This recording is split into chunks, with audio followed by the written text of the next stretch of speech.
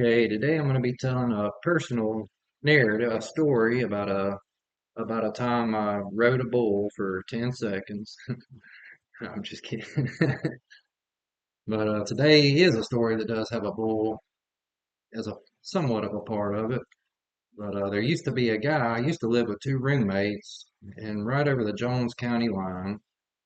And every Saturday and Sunday, a guy named Mr. Tucker that lived up the road, and he had a farm, and he would work cattle and a couple of other animals, but he would come down and get us and ask us if we wanted to work on a Sunday or a Saturday morning, and we would usually get up and go, and we go down there and help it. He'd feed us breakfast, and we'd help him get his cows and wrangle them and get them gathered up and move them from one field to the other, or get them lined up so he could vaccinate them. And sometimes he'd let us just ride around and shoot coyotes or any kind of other pest he'd have bothering the cows.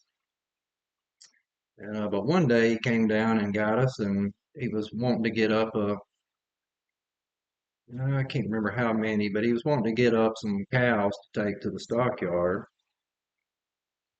And so we go down there, and took us several hours, and finally we got started getting them and loading them into the trailer and getting them ready to go to the stockyard.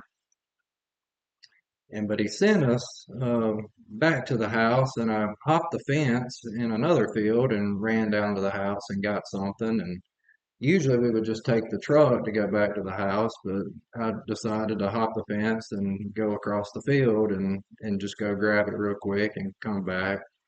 And so I made several trips over several hours back and forth across the field and had no problems.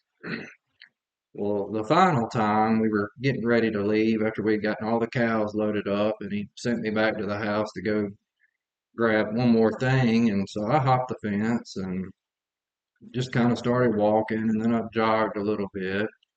And I went and looked in behind me after I got about halfway across the field, and I thought it was two cows that were running my direction across the field. And so I kind of picked up the pace a little bit, and then I noticed that they were getting closer and closer and seemed to be picking up speed coming my direction.